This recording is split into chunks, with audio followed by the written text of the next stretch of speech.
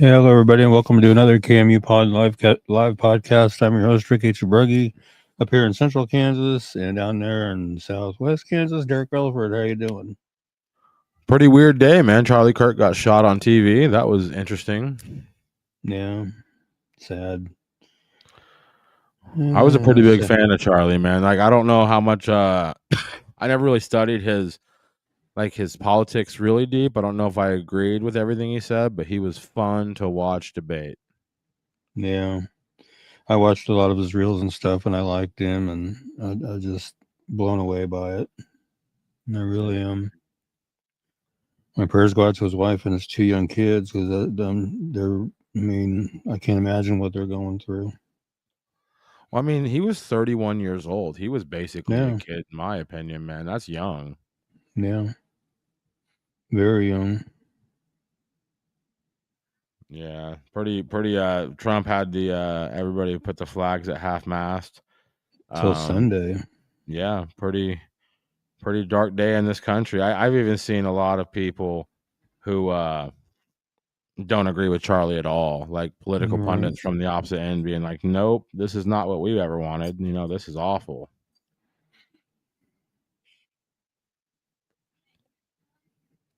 Not Wow. good. Yeah. Yep.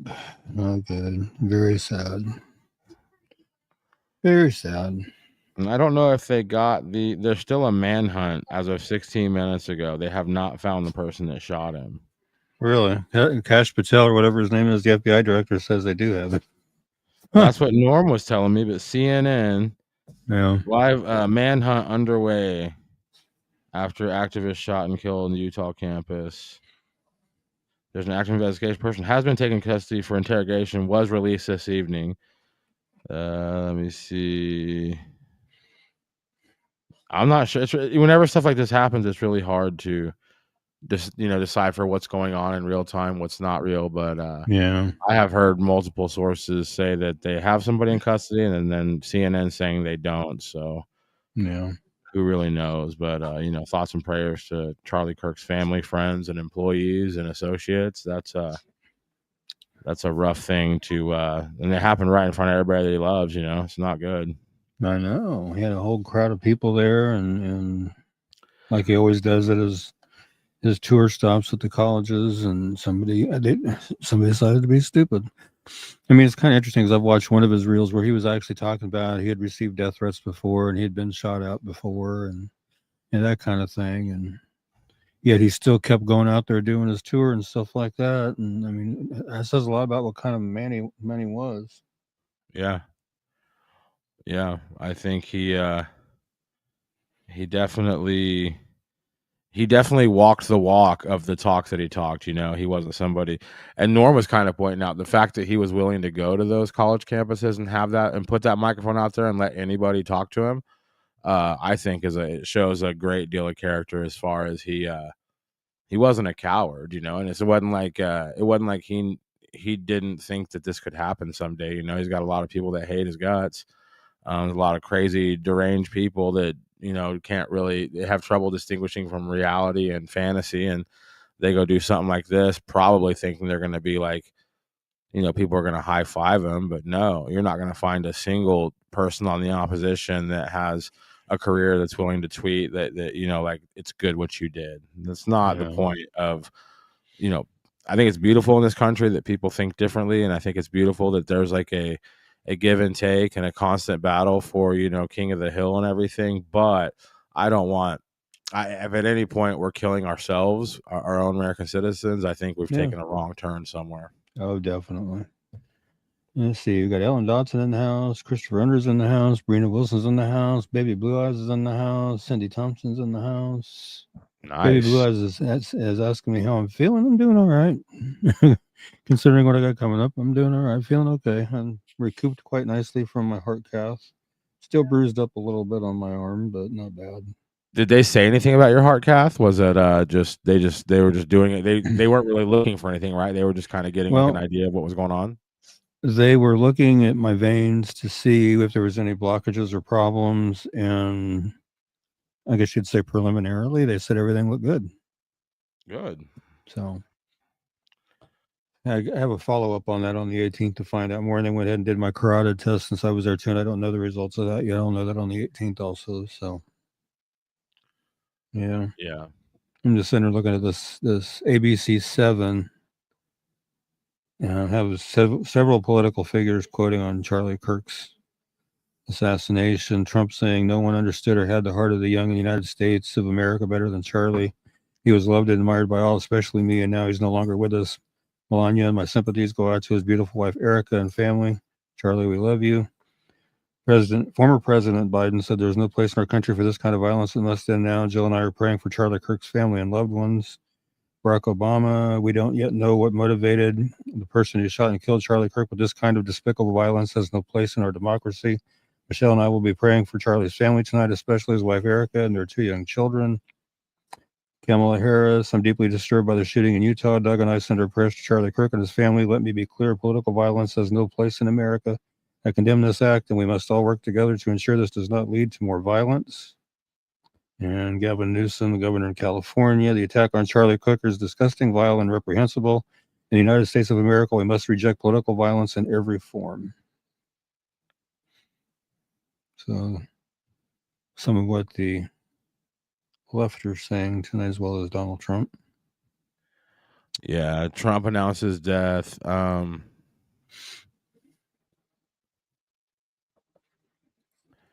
It says that Kash Patel did say they took somebody in custody. Governor Spencer Cox confirmed that there was one person in custody. Mm-hmm. The individual was later released after interrogation. Oh, wow. Hey, Michael Snooks in the house. How you doing, Michael? How you doing, Esther? I'm doing all right, buddy. How you doing? Keeping it going. One day at a time. Yep. Yeah. Yep.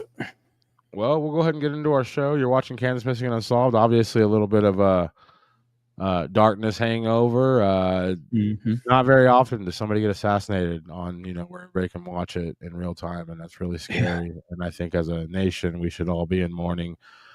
Take your politics and shove them. I don't care who you voted for. Shooting people on TV is not cool. We'll be right back after this.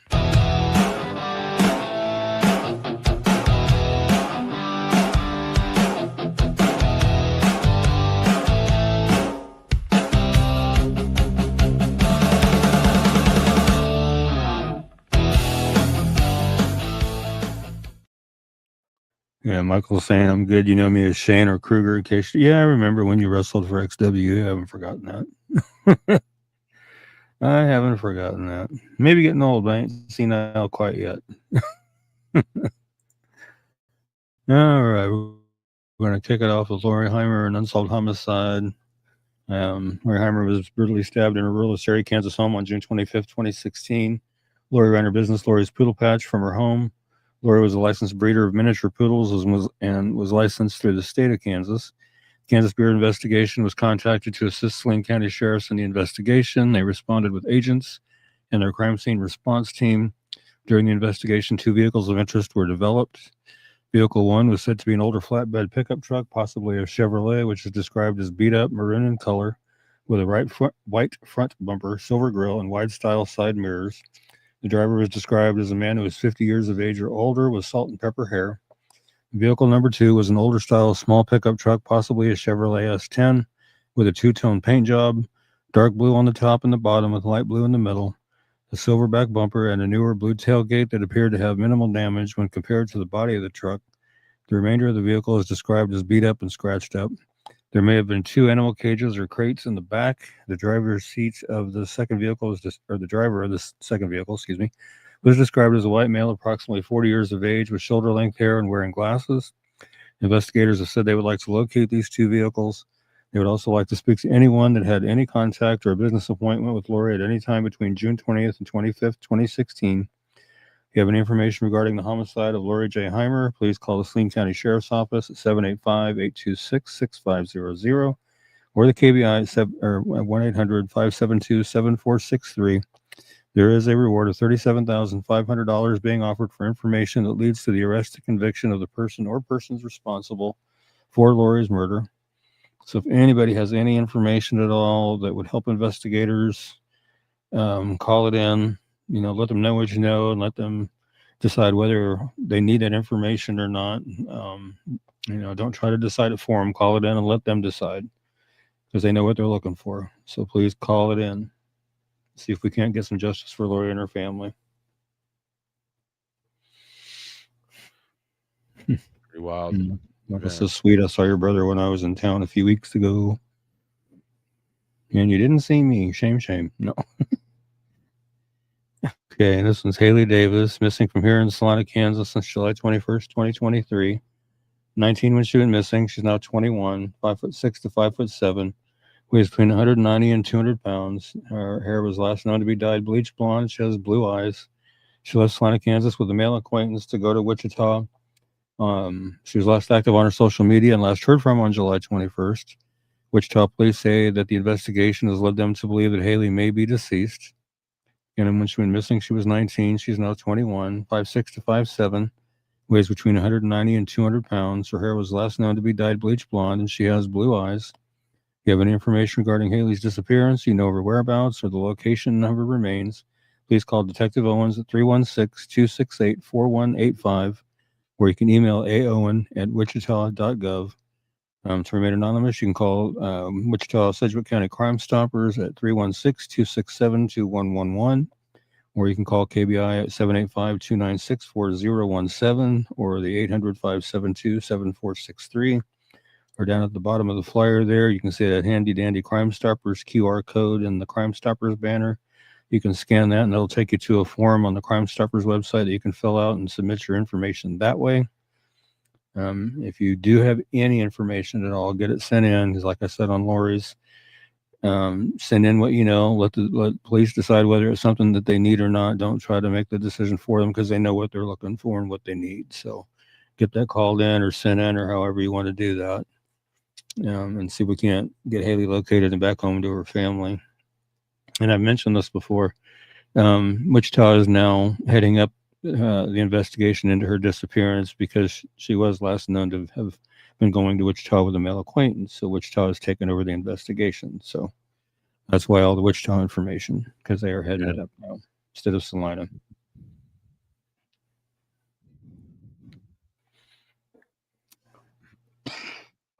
All right. Excuse me. That's one I forgot I had still in there for the show. Oh, doggone it. Let me grab her flyer real quicker. Sorry about that, folks. Thought I had all my bases covered tonight, and I missed one.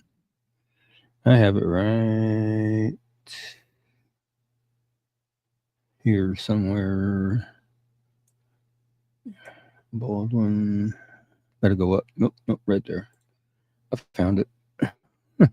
Sorry about that. Try to have all my bases covered before we go on the show and go live and everything, and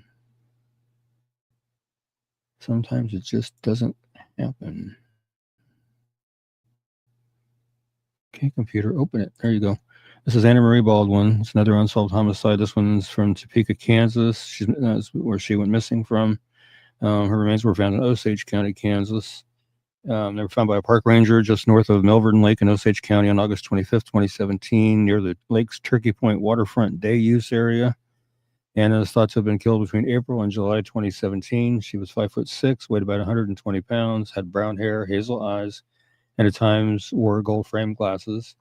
Investigators ask anyone who knew Anna in late 2016 or in 2017 or who may have information related to her death to please call 1-800-572-7463. Callers may remain anonymous. And let's see what we can do to get some justice for her family and friends. And apparently her black and white pit bull that was normally with her was also missing. That's on the playing card down there at the bottom of the flyer there. So apparently her pit bull was missing as well. Not good. No. There's been quite a few cases where somebody goes missing and they don't find their pet too. All right. So there again, like I say, any information you have, get it called in and let law enforcement decide whether it's something that they need or not, because they know what they're looking for and what they're needing. So let them know what you have and see if it's what they need. It's the best I can tell you and best I can ask of you to do. Yeah. And this is a recent one that I just did, and I've actually been talking with his brother a little bit about his case. And it's kind of a perplexing case as well. And apparently another one that I forgot to pull. So let me scroll down here and grab it. Man, oh man. You sure it's not your brain they need to work on? No, I'm just kidding. Could be. That's next. That's the next Nah, GoFundMe. We fix your your memory's pretty good usually. Missing 2 flyers warrants this is a Jeff joke. Wilder, missing from Hutchinson, Kansas. Go ahead. Yeah. This was Jeff Wilder, missing from Hutchinson, Kansas. It's June 11th, 2025. He's 57, 5'6", weighs 190 pounds, brown hair, blue eyes. Family is concerned for Jeffrey's well-being and said it's not like Jeffrey to be out of contact with his family for this long. So if you have any information regarding Jeffrey's disappearance or you know of his whereabouts, please call the Hutchinson, Kansas Police Department at 620-694-2800 or the KBI at 785-296-4017 and see if we can't get Jeffrey located and back to his family where he needs to be. I know they're looking for him. Yeah. Yep. I haven't seen this flyer in a long time. Yeah, I was researching another flyer that I did, and it's going to be later in the show, and I saw he was still on KBI, and I'm like, you know what? I haven't not done anything with this flyer for a long while, so I'm going to update that and get him on the show tonight, because it has been quite some time. Yeah. This is Gail Ralph Kyleman, missing from Peabody, Kansas since August 17, 2015. Was 56 when he went missing. He would now be 66, 5'7", 140 pounds, brown hair, brown eyes. He usually goes by his middle name Ralph, and he was last seen at the Peabody Health and Rehabilitation Facility where he lived in Peabody, Kansas. He apparently climbed the tall wooden fence surrounding the patio and left the property shortly before 10:30 p.m. Someone saw him leave and told the staff, who called police a few minutes later. Gail is mute but not deaf and communicates using sign language and writing. He developed severe schizophrenia after he was in a high-voltage electrocution accident in 1980. He was left partially paralyzed from a self-inflicted gunshot wound in 1983. He needs medication, which he doesn't have with him. Without it, he may become disoriented and frightened. Gail has scars on the back of his legs from skin grafting and a scar on the top of his head. His right hand and arm are paralyzed, and as a result, his right fingers curl inward, and it's hard for him to straighten them. He drools and may hold a rag to his mouth to catch it. If you have any information regarding Gail's disappearance, you know of his whereabouts, please call the Peabody, Kansas Police Department at 620-983-2133 or the KBI at 785-296-4017 and see what we can do to get Gail Ralph Kyleman located and back to his loved ones. This one, to me, after reading through all that, and I read this, many times, and even when I was making it, sounds off some alarms to me, because if he was partially paralyzed, as it says, he was left partially paralyzed from a self-inflicted gunshot wound, and his right hand and arm are paralyzed as a result. How is he going to climb a tall fence? I always thought that too. When we first covered it, I was like, that doesn't make any sense at all. No.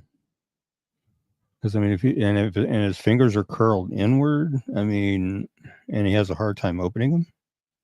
So that I think there's some serious questions that need to be asked by law enforcement.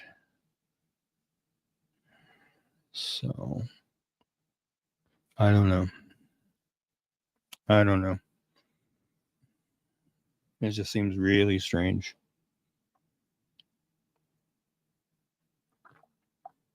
And I can tell you, every time I repost this flyer, that there's a lot of comments along those same lines that don't understand how he could have possibly climbed the fence. So, matter of fact, somebody commented when I reposted this one today. She said, "Make it make sense." Like, wished I could, but I basically commented back and said that's the information that has been reported from, since the beginning of his disappearance, and that's all we have. So, I don't know. One of his first cousins commented on his flyer too. Let's see here. I'll tell you what he said here. He said, let's see, Ralph and I are first cousins. We grew up together. He was paralyzed on his right side. He was not able to climb a fence. I have a difficult time believing anyone that says that they saw him climb a fence. I wonder what that person really knows. And then another comment says, I'm not sure how I'd be able to climb a fence being paralyzed. It sounds like something that someone wanted to cover up. And I saw you said there had been nothing in the media for a long time. This needs to be reinvestigated. You know, the media hasn't really put anything out on him for quite some time. That was a while ago. I mean, he's been missing for 10 years. So, I mean, we covered this on the first season of this show, yeah. 2020, and even then I was like, that doesn't make any sense. All right. And Tammy Sue Cook says, how would he climb the fence? And then she said maybe he had help. No, it's weird. It's weird. But it's been 10 years though, so whatever happened, it's been hush hush. But maybe somebody will see this or see the flyer. Yeah.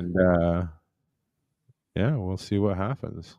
Yeah, that's what we can do to get him found. That's the main thing, is getting him found. Yeah. Well, we're going to go in and cover some missing teens. You're watching Kansas Missing and Unsolved. Do not click away. We'll be right back after this.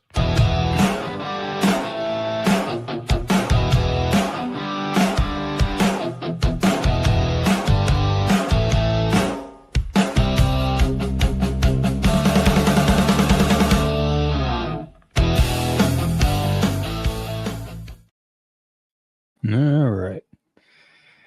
And this one I had to make some updates to, because initially when I did hers, Kaylee O'Donnell's, she had gone missing with another runaway, but that runaway has since been located, so I had to remove that part off of her flyer and repost it. So this is Kaylee O'Donnell, and it's missing from Wichita, Kansas, since September 8th, 2025. She's 17. She is 4'11" to 5'1", weighs between 140 and 157 pounds, black hair, brown eyes. She has a tattoo of a mushroom on her forearm and a tattoo of the letters A and C on her finger.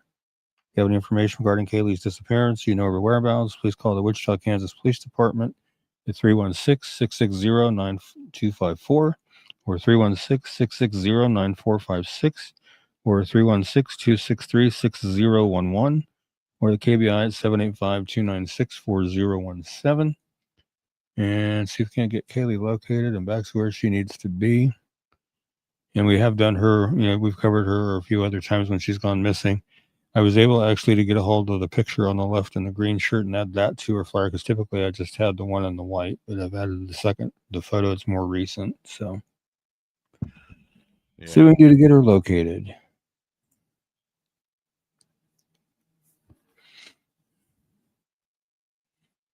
This is Cadence Rainey. I do believe we might have covered her last week, but I made some updates to her flyer, added a few more pictures. The one on the far right there where you can't see her face, that's something that Cadence did. I didn't do that. She did that. But her mom wanted me to put this photo on there anyway to show that she is, of a petite build. So I added that one, and then I added the two on the bottom as well. But she's missing from Liberty, Kansas, on September 5th of 2025. She's 15. 5'4", 125 pounds, dirty blonde hair that's dyed black and blue eyes. She left in her grandfather's truck after being grounded and was last seen in the Newton, Kansas area about 6 a.m. on September 5th. The truck has since been recovered in Salina, Kansas. It was occupied by an adult and 3 juveniles, none of which were Cadence. She does have some mental health concerns, and Cadence' family is concerned that she may have met somebody online. And she's 15, 5'4", weighs 125 pounds, has dirty blonde hair that was last known to be dyed black and blue eyes. They may appear to have kind of a hazel tint next to her black hair, and she does have braces on her teeth. If you have any information regarding Cadence's disappearance, you know her whereabouts, please call the Montgomery County, Kansas Sheriff's Office at 620-330-1000 or the KBI at 785-296-4017. And see if we can't get Cadence located and back to where she needs to be.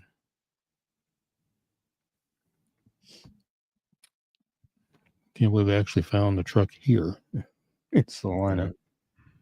So see if we can get her found. And this is Bria Ingram. We've done flyers for her in the past, both when she was missing here in Kansas and once when she was missing in Missouri.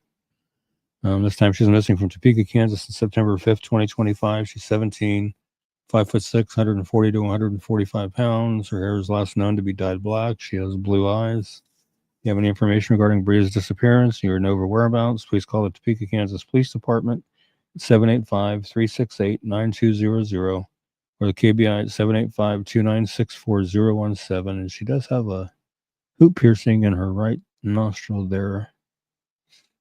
So make note of that. But yeah, let's see if we can get her located and back to where she needs to be. I've been seeing a lot of ladies with that piercing like in their nose like that. Yeah.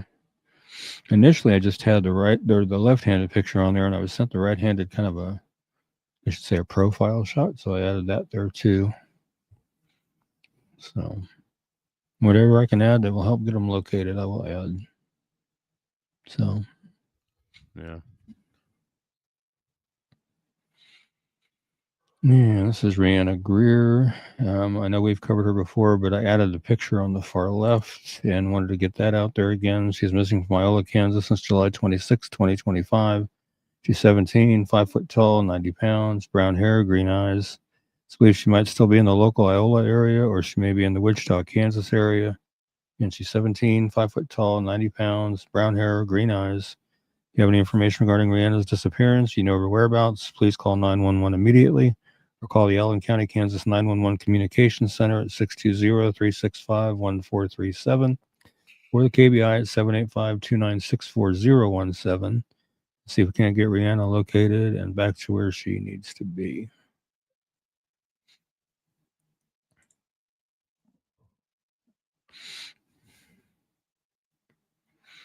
And Lorenzo, this one kind of blew me away because I didn't realize he'd been located because I was asked to do another flyer for him, and I was like, I didn't know he was ever found. So wow, he was located safe, then you had to make another one.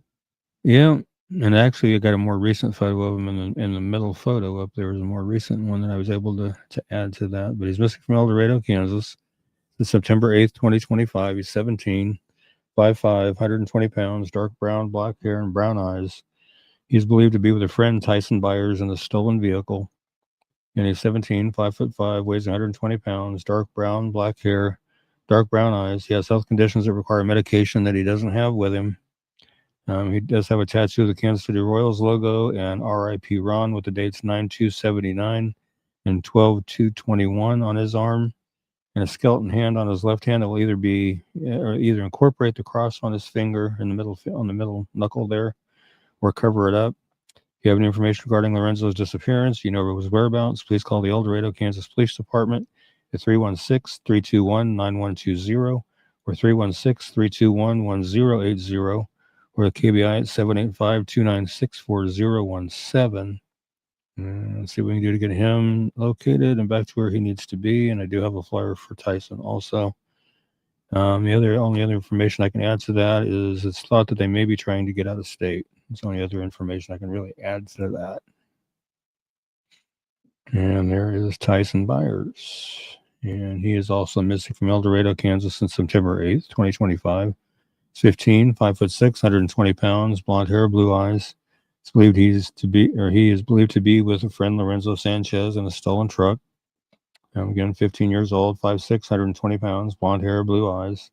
If you have any information regarding Tyson's disappearance, you know his whereabouts, please call the El Dorado, Kansas Police Department at 316-321-9120 or 316-321-1080 or the KBI at 785-296-4017.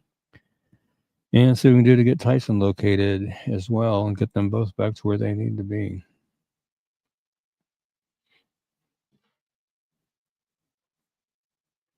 A lot of kids tonight. Yep. This one is Waylon Ellis. He is missing from Kansas City, Kansas. Since September 8th, 2025. He's 16, 5'8", 140 pounds, brown hair, brown eyes. Don't have much more than that, but if you have any information regarding Waylon's disappearance, you know his whereabouts, please call the Kansas City, Kansas Police Department at 913-596-3000 or KBI at 785-296-4017. and see what we can do to get Waylon located and back to where he needs to be.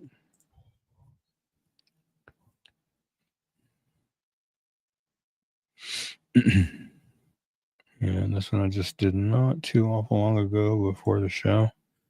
Gloria Kennedy, which we've done flyers for her in the past before. She's missing from Parsons, Kansas since September 9th, 2025. She's 15, 5'1.5" to 5'4", 160 pounds, black hair, blue eyes. She does have some mental health concerns. If you have any information regarding Gloria's disappearance or you know of her whereabouts, please call the Parsons, Kansas Police Department at 620-421-7060 or the KBI at 785-296-4017 and see if we can't get Gloria located and back to where she needs to be.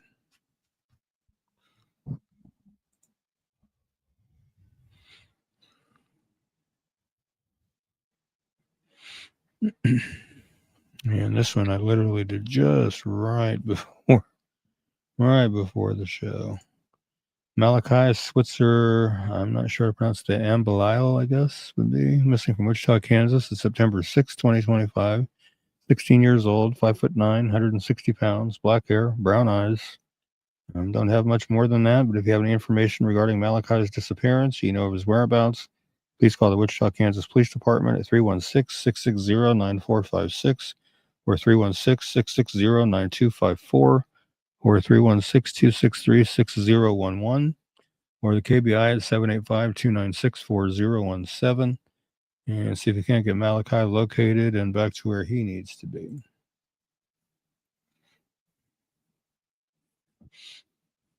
All right, we got one more segment, and we're getting pretty close to the end. We might just hang out and talk for a little bit and see what happens. But Okay. You're watching Kansas Missing Us All. I'll be right back after this.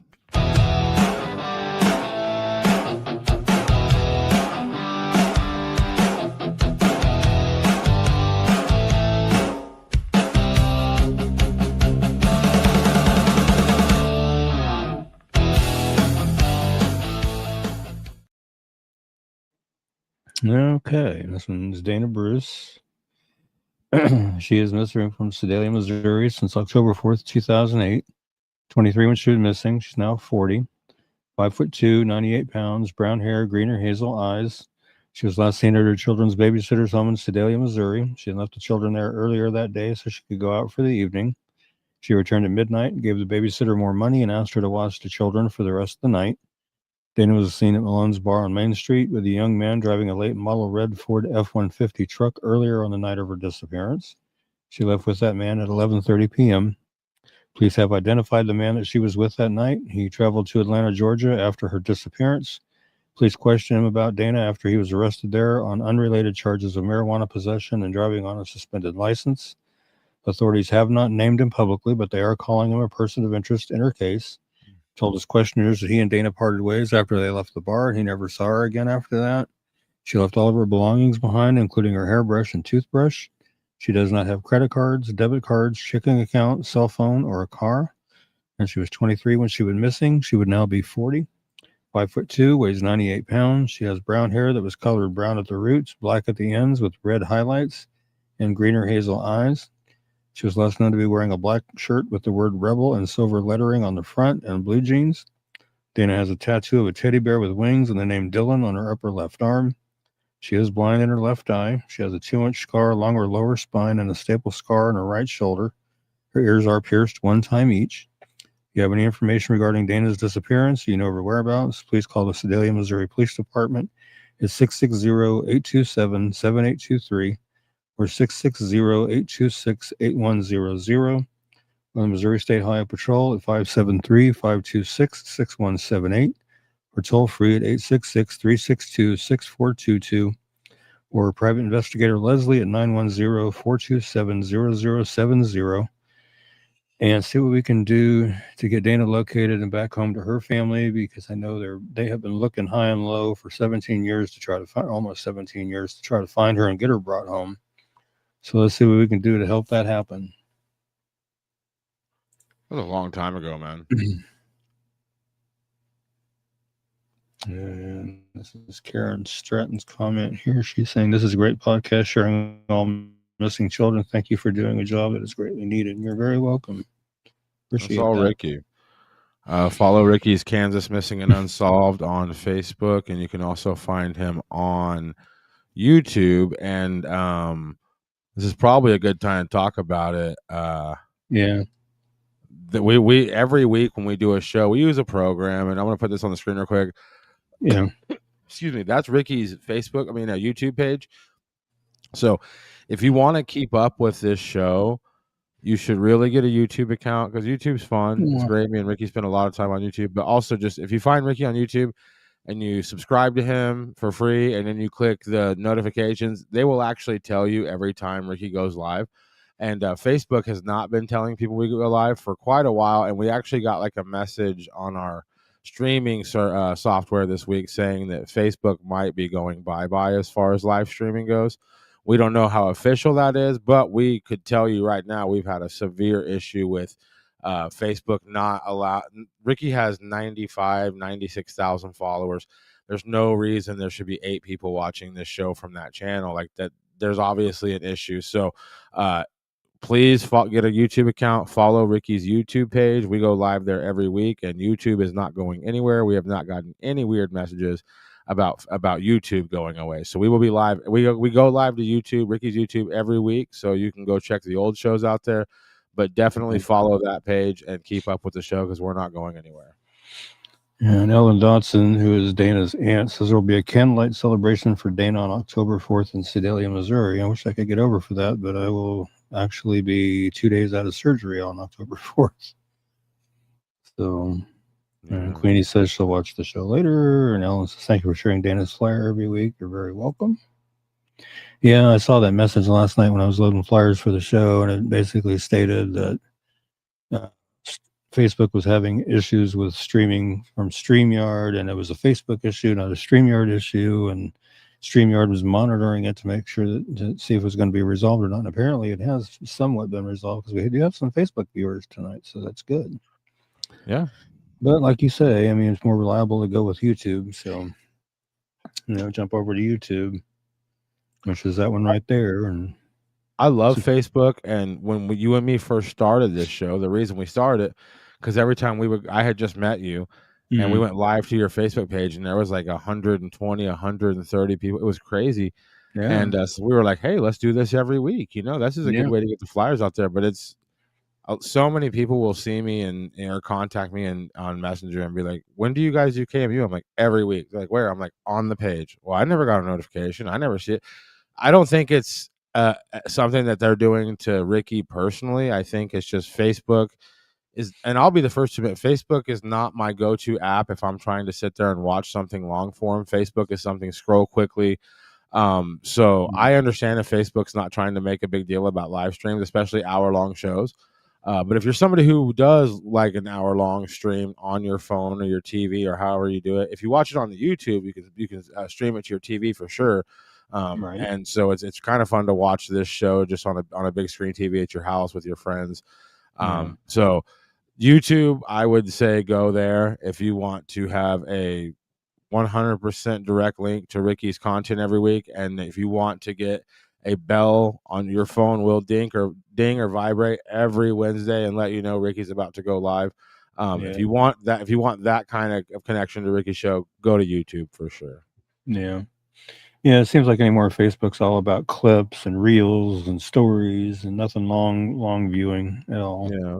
Which your show's perfect. Like as an editor, like what I can do is just go through every show each week and turn each flyer into a quick clip and just dump those on your Facebook algorithm. But the thing is I think that as far as Facebook giving people, I don't think it makes sense for Facebook to show a bunch of people an hour-long live. They're like, based on math and algorithms, people don't typically like long stuff. So I could see how you get buried. But YouTube, people love long form content. They go there to watch content. They don't go there to look at memes or watch, read posts. They go there to watch videos. So YouTube is pretty much your best bet as far as always getting the show notifications and being able to watch it every week. Right. Trying to locate. Okay. Hang on a minute. Sorry, I got sidetracked for a second.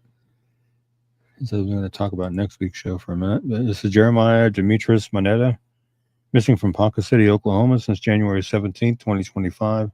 22 when he went missing. He's now 23. He's 5'9", 150 pounds, black hair, brown eyes. Let's see. He was from Kansas City, Missouri, but again, he did go missing from Ponca City, Oklahoma. His bank account's not been touched, and his apartment showed no signs of disturbance. And his cell phone was found in someone else's possession. His asthma inhaler was found on a stranger's porch.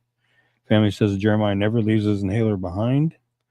Again, when he went missing, he's 22. He is now 23. 5'9", weighs 150 pounds, black hair, brown eyes. He does have facial hair and a Playboy bunny tattoo on his shoulder blade. Last seen wearing a Kansas City Chiefs hoodie, jeans, and work boots. If you have any information regarding Jeremiah's disappearance, or you know of his whereabouts, please call the Ponca City, Oklahoma Police Department at 580-767-0370 or call the anonymous tip line at 580-762-5100. Anyone wishing to send an anonymous tip online can do so at www.tipsubmit.com/webtips.aspx. Agency ID equals 496. Sorry about that. Fill out the tip sheet and send the information. You can text Ponca City Police Department plus your message to crimes 274637 from your cell phone. If you want to email your information, you can send it to crimestoppers@poncacityoK.gov and see what we can do to get him found and located and back home to where he needs to be.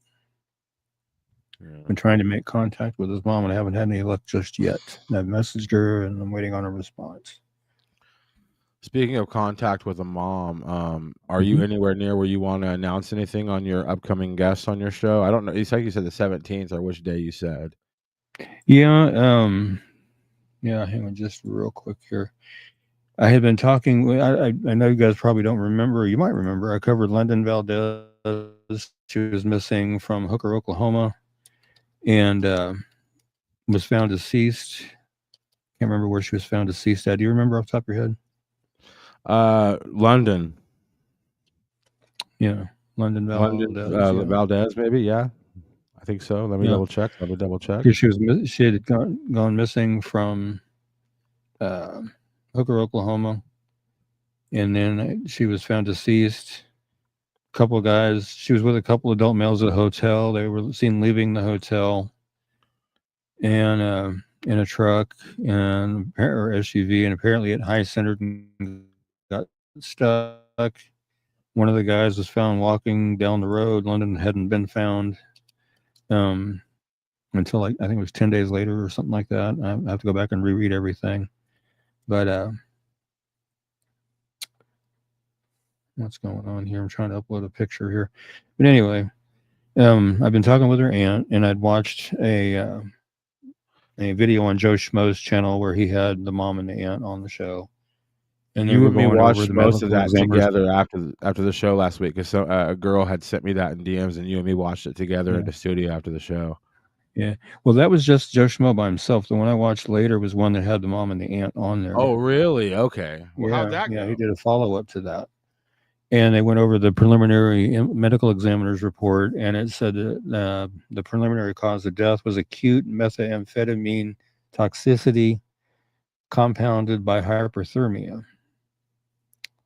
And anyway, like I said, I've been talking to the aunt, and they want to come on our show too. So I've got it scheduled for them to come on the show next week. So I'm hoping that we can get them on. They should be on next week's show, 8:00 next week. Yeah. I'll have to check that video out, because I just thought it was just I know they're trying to word out as much as possible. It was another one. I'll have to get you the link to it, but yeah, it was a pretty good video. I mean, they reveal a lot of stuff in the video, and we'll see if we can't get into it again for our show and have them cover what they covered with Joe Schmo, which is an interesting name for a channel, but yeah. He did a real good job on that video. I wasn't too keen on the one that we watched, but the one that I watched with the mom and the aunt I liked a lot better. Yeah, you and I talked about it whenever we watched the first video where it was just him. Well, like Josh, I mean, it a I lot. like his name because it's very Mhm. like not, look at me. It's a very like vague name, but it was kind of like he was like, her family asked us not to speculate, and then I kind of felt like I heard a lot of speculation, but it wasn't anything that I was like it was bad or anything. But the person that sent me the video was pretty adamant that it was like that his channel was a pretty good channel on this case to go watch. So I am going to check out that other video. I think that Joe Schmo's, I don't know anything about him other than that video we watched, but I'm willing to give his other video a listen and a view, and definitely before they're going to be on the show next week, because I'd like to see what they say. Yeah, this was what I was trying to get on there so I could show you guys. But that's London Valdez. That's a little a memorial thing that was done for her and is being used on a petition to get some legislation changed in Oklahoma, because as of right now, we know she was with 2 adult males. We know she was provided meth, otherwise she wouldn't have overdosed on it. And as of right now, they've only questioned the 2 guys, with no charges have ever been filed against anybody at this point. So they're trying to get legislation changed to make things a little harder on these suppliers. So we'll have to see what happens. But I think we have one more flyer in there to cover. You have 2, and then you have something for Ryan. Oh yeah, it's just a secondary part of this one, it looks like. Yeah, that's what it is. This is Sebastian Wayne Drake Rogers. And I decided I would do him because it's been a while since we talked about him.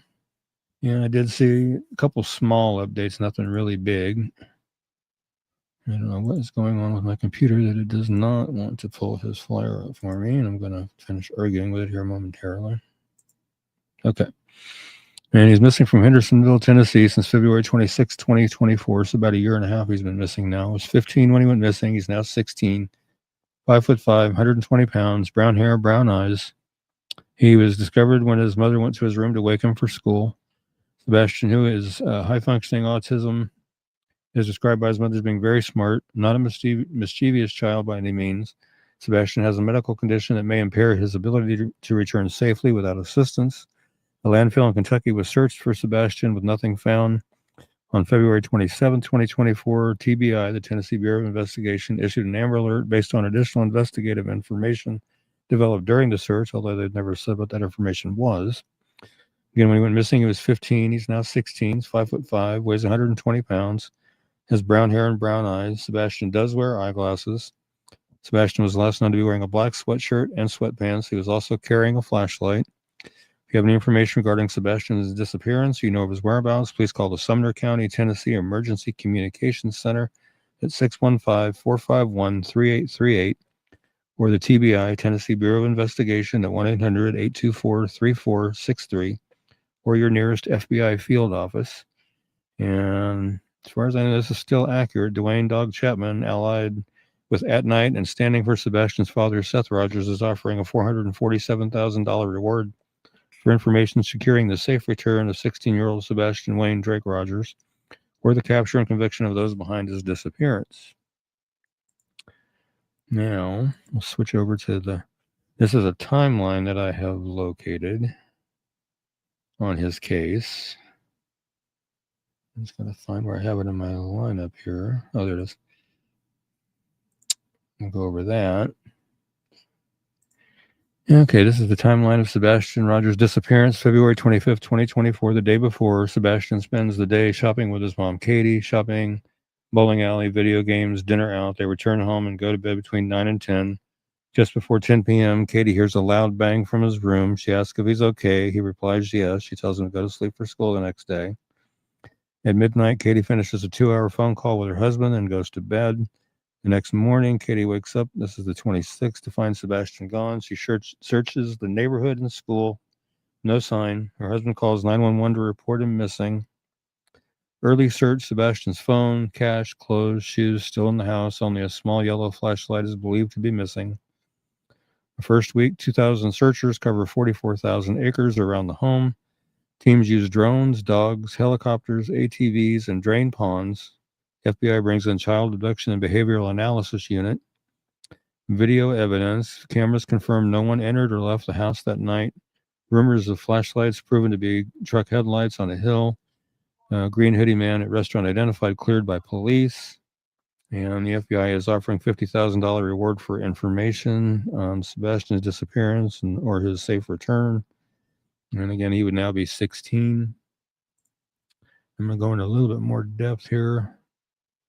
Did I clear that? No, I guess I did clear it. Darn it. I had a link up. I was going to read some more on Sebastian, but I don't have it up, so I won't be able to do it. But basically goes a little more detail on the flashlight.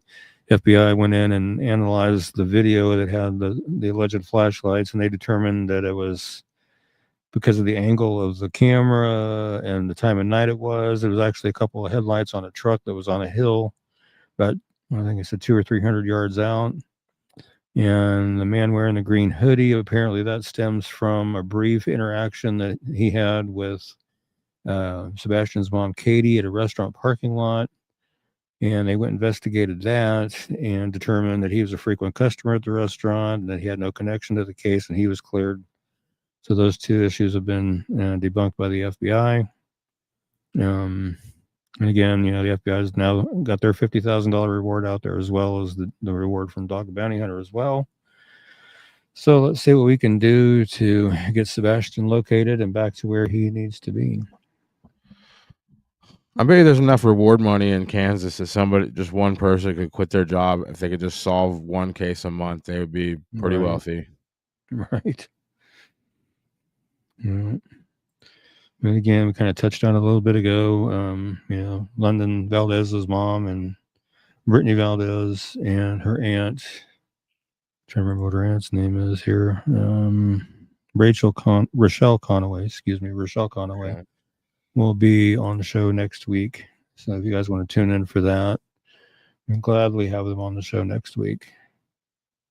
It's been a while since we've actually had a guest on the show, so it'll be nice to have a guest on, and we can talk about London's case and where it's at. And I know, going back to Joe Schmo a little bit on London's case, he is like Freedom of Information Act, putting those in everywhere for all kinds of information. That's how I got the preliminary MA report, and he's going to, apparently the full report's supposed to be due out, I think today.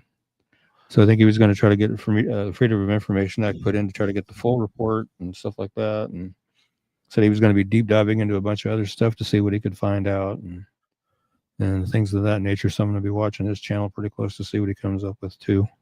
I can tell you, I didn't know who he was, and then that video got sent.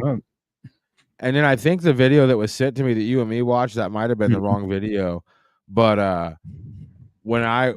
I'll say this about what I watched about that dude's video. He definitely seems like the kind of person who's knows what he's doing, like the whole Freedom of Information Act. Like, I think that he's the kind of person you want on your side if you have a family member that died under suspicious circumstances and you're not seeing any kind of mainstream news coverage. Joe Schmo seems like the kind of guy that you want on your side, because he seems like he kind of knows how things work, the processes of, I'm not saying the guy's like a lawyer, maybe he is. I'm just saying, like, he seems to understand, like, the freedom of information, that's a real thing. Like, I don't think I was posting stuff about the missing mom trial, and people were like, how'd you get that? I'm like, anybody can get it. You just have to pay for it. You just go to the courthouse or go to their website and you purchase like the information. It's anybody can get it, So I think that that Joe Schmo guy would definitely be somebody I would want in my corner if I was trying to get to the bottom of something and get some answers, Yeah, definitely. I mean, he's on top of it for sure. But yeah, I mean, wow. I'm looking forward to having them on the show next week. I mean, next I've been talking to Rochelle, and she said, yeah, they want to come on the show. So we'll gladly have them on. Yeah. So, and I'm going to watch that interview because, like, I am kind of like the rest of the public. Like, I knew something happened.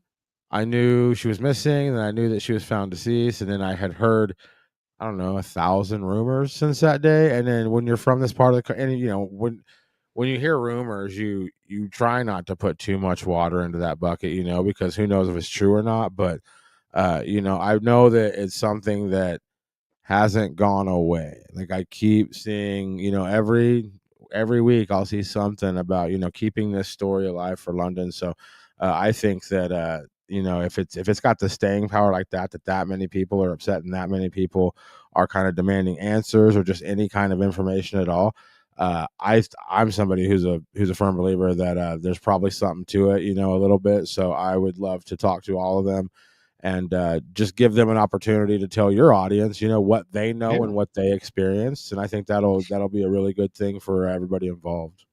Right.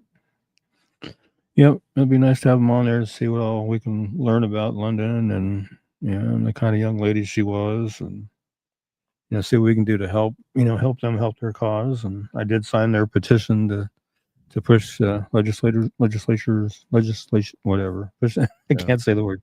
Get the people in Oklahoma that are behind the laws to get them to make the changes they need to make to crack down on these people that are supplying drugs to our youth, because that needs to stop. Yeah. Needs to stop. Well, I think the only thing I can do as a, I'm not rich or powerful, but if anybody out there is happening to watch this, and maybe you're somebody who's supplying stuff to people that's killing them, let this be the moment where, like, a lot of people are like, dear God, give me a sign. What's Bill Engvall's punchline? Here's your sign. Stop. Yeah. Don't give poison to anybody, let alone a child. Have some decency, and giving poison to a child is just it's a weird thing to do as an adult. And if you're out there and you do that, you should take this as a sign from the heavens to stop doing that and get your stuff together. Yeah. Yep. I just want to say thank you to everybody for joining us tonight and hanging with us to go through these cases. And I really appreciate everybody being here every week. I can't say that enough. And I'm going to miss you guys while I'm recuperating from surgery in a few weeks after I have it. And hopefully I will mend quickly and be back quickly. I'm really hoping and praying. And while you pray, I will have your GoFundMe link going at the bottom of the screen. If anybody wants to throw a few bucks in there, he will be out of commission for quite a while. So, yeah. But Ricky's going to pray us out of here. We love everybody. Thank you for being here. Awesome show. Heavenly Father, thank you for bringing us together tonight to go over these cases. And, as always, just pray that we can get some missing people found and bring some people to justice for committing some terrible crimes. And I just pray that they reach the right ears, the right heart to do the right thing. And I also want to include a special prayer for Erica Kirk and their 2 young children as they mourn the loss of Charlie Kirk tonight. And pray that this is a wake-up call to America for everybody to take a step back and look at themselves and see what kind of changes they need to make within their own lives to be better. Because we all need to reflect and be better, because we can all do better. And I pray that we all do better from one end of this country to the other. I mean, we can all do better. There is so much hatred in this country. And I pray that this tragedy of Charlie Kirk will wake America up to see just how bad this country has gotten, and we start making the changes we need to make to be better. And I pray these things in your name, Heavenly Father. And until we see each other next week, everybody, have a good night. Stay safe. Amen. Amen.